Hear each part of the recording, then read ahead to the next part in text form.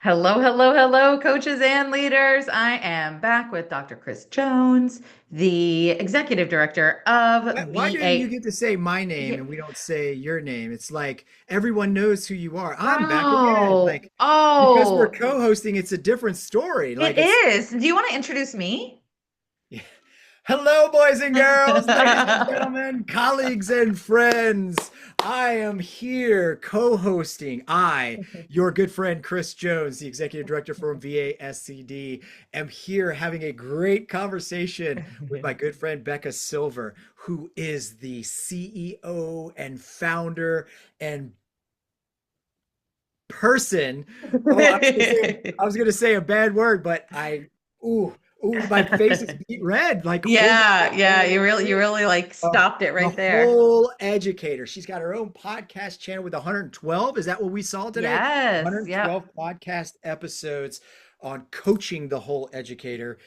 We just thought it'd be a good idea to have a couple of topics and we pick one at random and just record a conversation that's specifically targeted and marketed and segmented for instructional coaches and anyone who has a role to coach instruction and school leaders. So having the background for both of us in those realms, hopefully we can offer something that is pleasant to listen to and offer up some steps and some of our experiences. Right, wrong, good, bad, they are what they are, our opinions, Our opinion. based on our experiences. And before we get Yes. into the next topic that we're going to talk about, because I think we're talking about protocols, Yeah.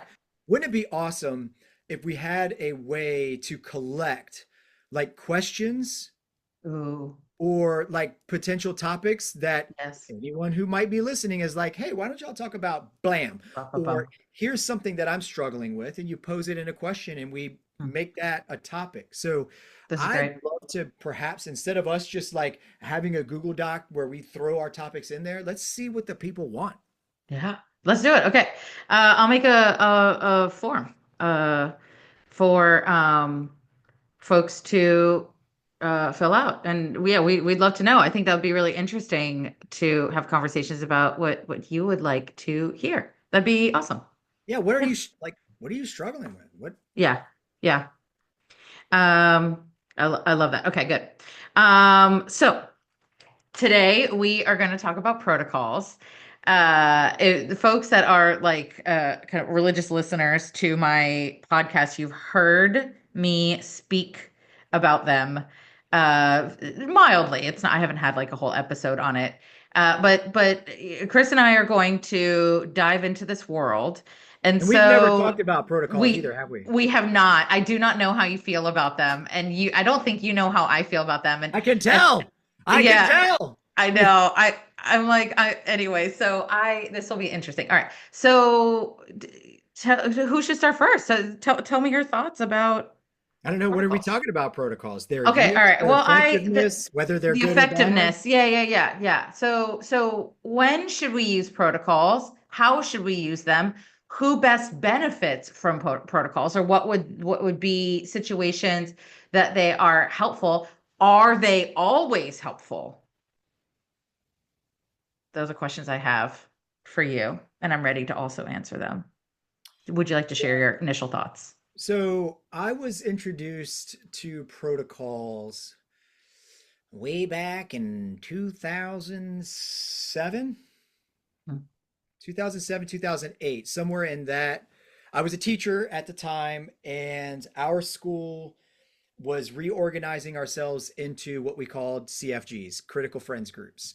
And I was like, I think a second year teacher. And my principal, shout out to Dr. George Parker, he was like, Chris, I want you to lead a critical friends group. I'm like, dude, second year teacher. But I was, I was going through a leadership program, a prep program for administration. I had spent 6 years in the Army. And so there were some leadership skills that I was entering into that space with.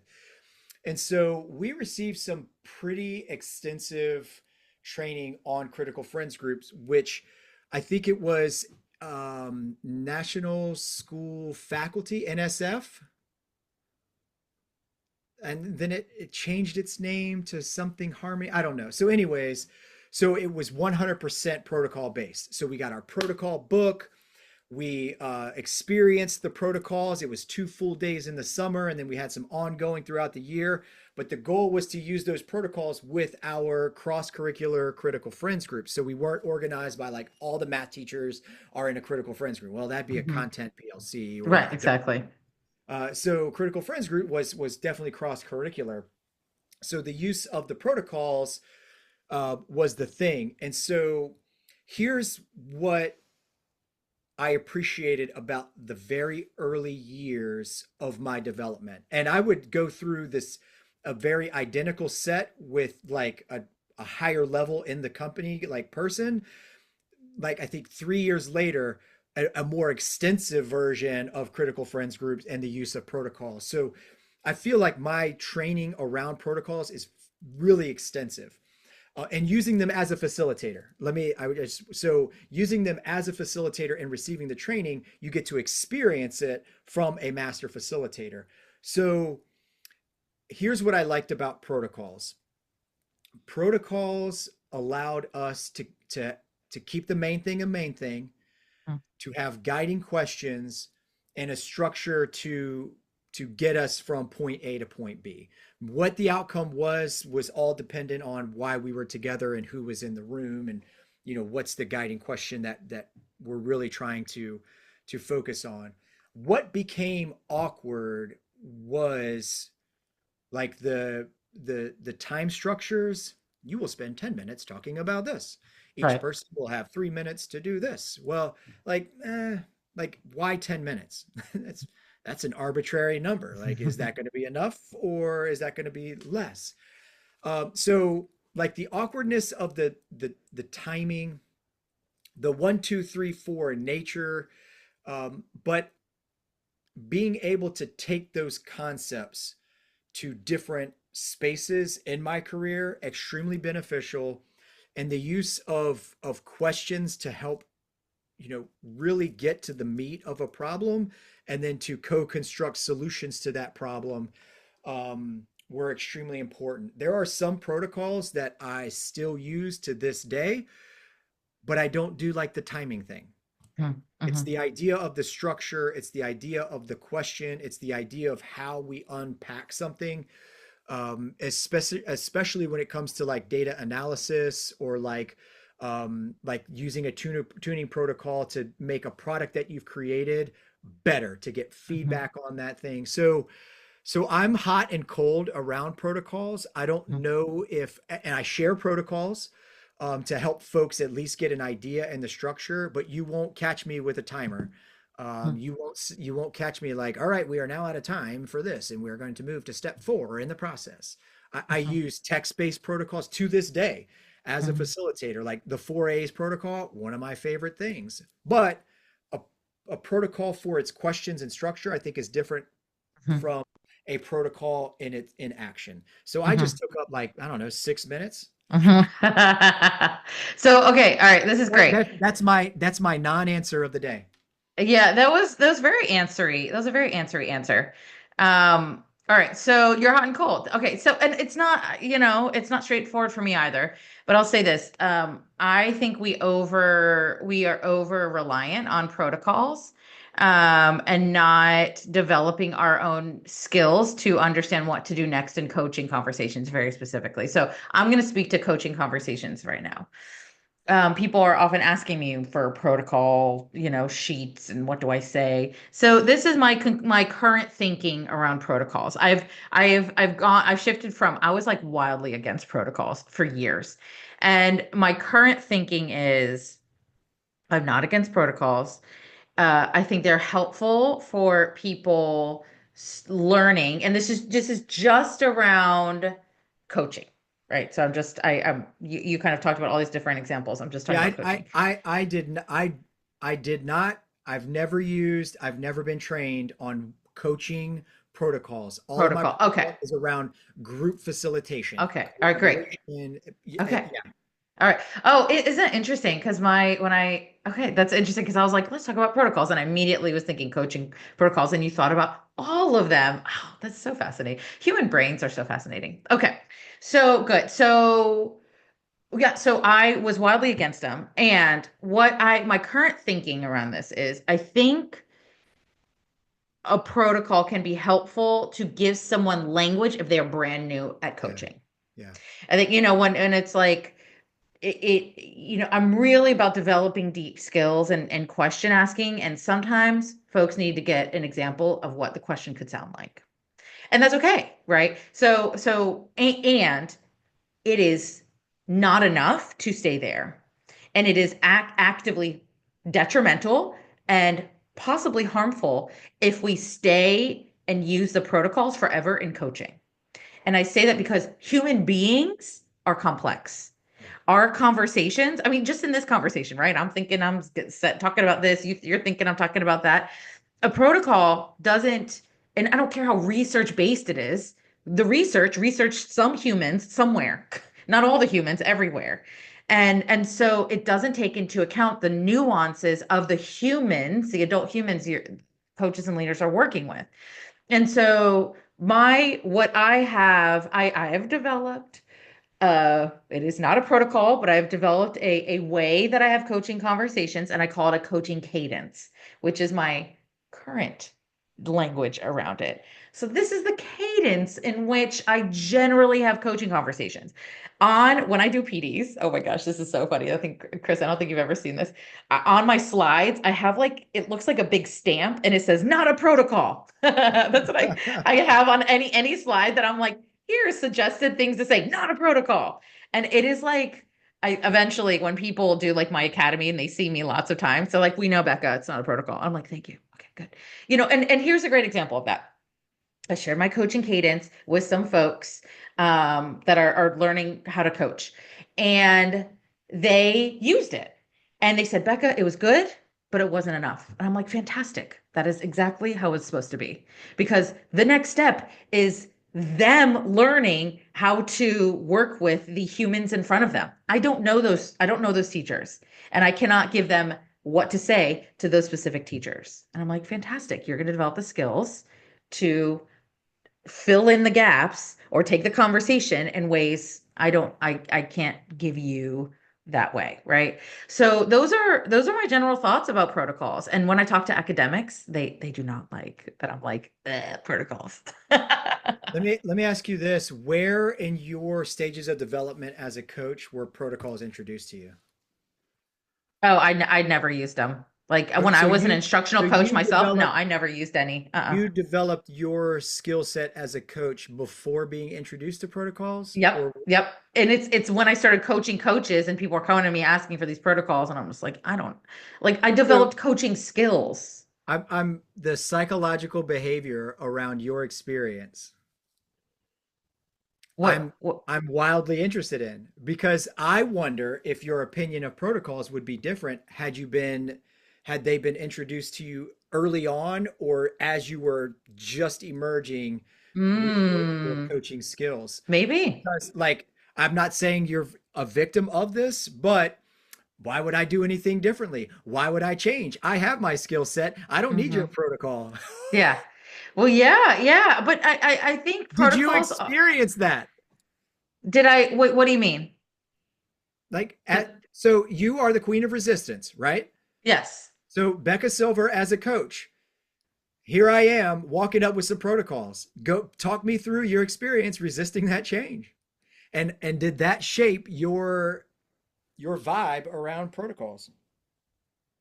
No one ever offered me protocols. Like I didn't How were they resist introduced? How were they introduced to you? when I started coaching coaches. And I was like running, I was developing my academy at the time, and Did I they was were they coaching asking for skills. protocols or Yep, did people were somebody sit? asking me for protocols. That's exactly it. I was Okay. introduced by other people asking for them. And I was like developing, my academy and running these workshops, and I was teaching coaching skills, and people were saying, do you have a protocol for this? Do you have sentence stems for this? And I was like, no, I you need get to learn the asked skill. a lot. Like, what are the questions you asked? Do you have some stems you can share? And I'm like, I've got some general go-tos and I can give you Yeah. some stems that I would, but it all depends on what we've observed and collected, and it all Mhm. depends on the teacher's responses to my opening and general questions about like what were you up to?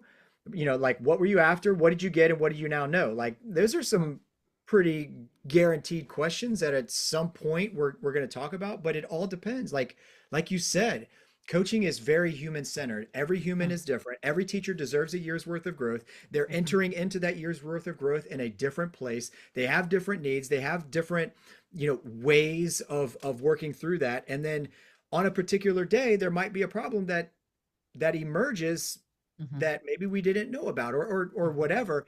But it all depends on the data I collect, the Mhm. problem we identify, and how the teacher responds. That's why you Mhm. collect data, ask really good questions, and And listening, listen. because the teacher will determine where in the protocol stem you Mhm. go. And I Yeah. don't have enough decision making tree ability to tell you, ask this question. If the teacher says this, then ask this. If the teacher Yeah. says this, ask Yeah. this. And then after that, if the teacher says this, ask this. It's way No, and too, coaching is too complex. it's too complex. It's you said I don't have enough, whatever, whatever. You can't, it's impossible. I would just say it's actually impossible because sometimes, I'll be going down the questioning of a teacher and they're like maybe resisting the change. They think they think they're great at something and they're not, right? And I'm going through questioning and they're just not getting it.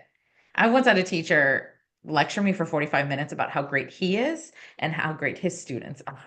And he was like, I'm fantastic, right? And going through questioning, right? There's no protocol that could bring. So I had to figure out how can I impact this guy, and it was my ability. So, and I love that you say this over and over again. Like and I agree with you that a coach's top three skills are ability to observe, gather data, excellent listening, and excellent question asking. And they all just go together. And there's no way for us to tell people exactly what to say. It needs to be. It's like training wheels. This is Becca's belief. I think protocols are like training wheels. Like, sure, use them. Yeah. Learn some examples of questions. But there it is, and this is where it becomes harmful because I've seen teachers become disillusioned because coaches are following a protocol to the T and it's not working out and Yeah. they're not effective. And I want to say this. This has been like on my mind. This is like a side opinion. Um, it's not an opinion. I know there's research out there. I just haven't had time to look it up. Excellent coaching and professional development can help retain teachers. Bold statement. And I think I this is related to protocols, but I think what I've been hearing a lot in schools this year is I'm scared to push them. There's like I either coach them or they stay. And I'm like, no, no, no. It's not an either or. It's a both and. When I'm excellent at coaching them, they want to stay. And they enjoy their job more. They're more Yeah. effective. I think instructional coaches are uniquely positioned to be the key to Yeah. retention. Yes. I think instructional coaches can buffer bad culture. I think instructional coaches can Mhm. buffer bad leadership. I think instructional coaches can buffer external pressures, because not only can an instructional coach help co-examine your practice, they can offer solutions, they can co-plan and model for you. They can come right back and you try it out and then go through another cycle of feedback around the thing that we agreed you would change. You thought it would be a good change, so why don't you change it and then let me observe you, and then we'll go through that cycle again, but it's around the things that we identified together. But an instructional coach is also non-evaluative. Mhm. So like the appraisal is not attached to it. There's no judgment of good or bad. It just is, let's co-examine. Mhm. And then there's the role of confidant. Hmm. and the role of like, I don't need you to say anything. I just need to get this out. And then boom, you like how much you carry or whether or whatever as a coach, that's up to you. If you understand that right now in this moment, this teacher just needs a sounding board and that's all I am, let the words bounce off of you and then keep it moving. Like Hmm. the teacher might say something that you might really need to pay attention to and lock in Yeah. on, but the teacher might also just need to be heard. Hmm. Even if you're not offering anything as an instructional coach other than a human being to be there, um, that it's unique. Hmm. And so I agree with you. I think instructional coaches are the link to retention. Yeah. Oh, I love that you said that. I completely agree. And then looping back to protocols here, I'm going to say it again. I think if we overly rely on protocols, it can be detrimental and even harmful. Yeah. Um, I think there are, let me say this. I notice that there are patterns because when we look at coaching from a big rock standpoint, there uh-huh. aren't but so many big rocks. And so once you identify what that big rock is that you're going to move, there are some general things that you help a teacher co-examine with their practice around that big rock. And some of the questions look and sound the same.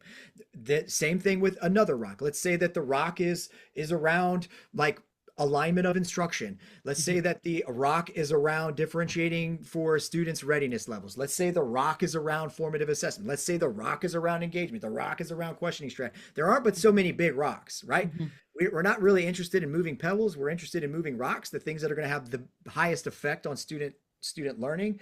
Mhm. And so those rocks do come with patterns. Maybe Mhm. not protocols, but definitely patterns. Yes. And the more we help model for other coaches what Yes. that looks and sounds like. So for example, Yes. let's go into a classroom together and collect the same data, and then we'll come out, do a quick debrief, and then we'll bring that teacher in. You watch me have the conversation. You write down all the questions that I ask, and then let's have a debrief based on that. You will see patterns emerge over time, and I think it's patterns based on rocks, not based on teachers. Okay. And so what does that have to do with protocols? A protocol. So here's what it has to do with protocols. A protocol is a statement of certainty about the patterns. Oh, okay. I got it. Right. It's like a formulaic way. Yes, it's like Yeah. here's the pattern. Here, boom, here it is. Yeah. Step one, ask the question, ask the teacher what the purpose of the lesson was. Boom. Yeah. Step two, ask the question ask the teacher if they got what they were looking for. Step three, ask the teacher for whom it worked and for whom it didn't. Step four, Mhm. ask the teacher what they now know and what they plan to do. Like, no, No, it's no, not how it is, but no. patterns emerge, but it's not a pattern of certainty. So Right. we can't call it protocols, but there's a general way to get to certain things that allow you to ask the good questions, but it's the Hmm. listening, Hmm. the listening to the response that takes you out of the protocol, the Yeah. certainty. Yeah. And it can give tools in the tool belt in terms of I think protocols can give tools in the tool belt in terms of different kinds of questions that could be asked. Like, oh, that's a question I could ask. Isn't that interesting? Um, or even a kind of order of bringing someone's thinking through, like potentially. So it could add to our tool belt. Yeah. I'm like constructing this as I'm thinking, as I'm speaking right now. Um, Well, they're like, so here, let me pull it up. So I was recently asked, hey, do you have some stems? Let me pull it up. Boom, boom, boom.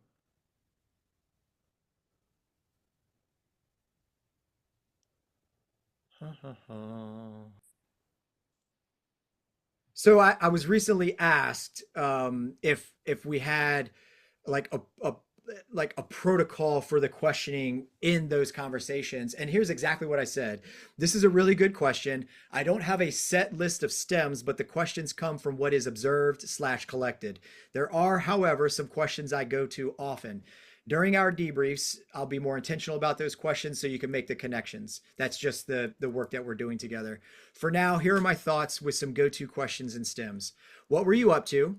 This is the purpose of the lesson. Question, what the lesson was designed to achieve. What did you get? This is the for whom it is working and for whom it is not question. What do you now know?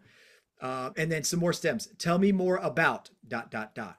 Walk me through your planning for XYZ part of the lesson, dot, dot, dot. What drove you to your decision to blank? How did you know to blank? Were you surprised by blank or did you expect blank? What made XYZ the best choice for blank? So like that was the best I could do for like some stems or a loose version of a protocol was just here are some questions that come out of my mouth Hmm. Hmm.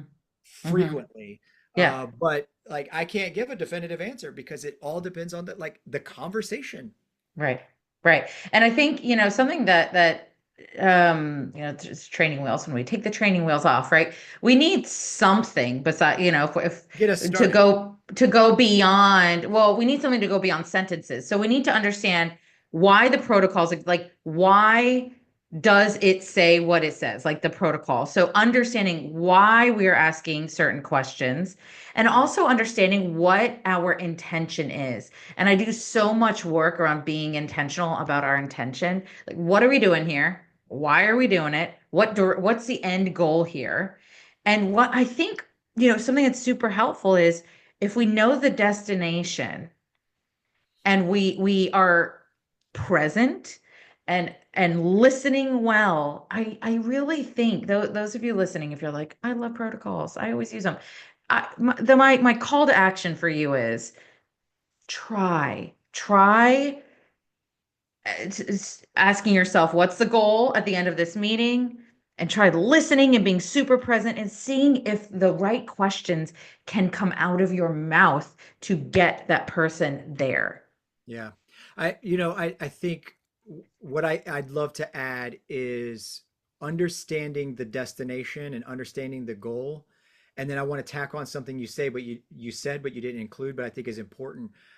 Not just understanding the destination, but understanding the purpose of the trip in the first place. Like, why are Mhm. you asking questions? Why it's not just, oh, we need to improve instruction. Yeah, I know. We need to improve student learning outcomes. Yes, I know. But the goal of coach to me, the goal of coaching is to uncover the teacher's thinking so that you can co-examine the Yes. practice. And so if we can understand what a teacher was thinking about when they designed their lesson, then we can insert any type of change that we need to see happening in the design because it's not that lesson that we want to improve 365 days from now. It's the lessons in the next 365 days that we want to make sure maximize student learning. I love it. So All I'm right. going to, that'll be my mic drop. That's your mic drop. We're gonna end this episode that way. So this was awesome. This was an awesome conversation about protocols. Um, I feel like I got to process some of my own thinking too, which is great. Okay, thank you so much. And everyone stay tuned for our next The next one. our next opportunity to hear us share even more opinions. See you soon.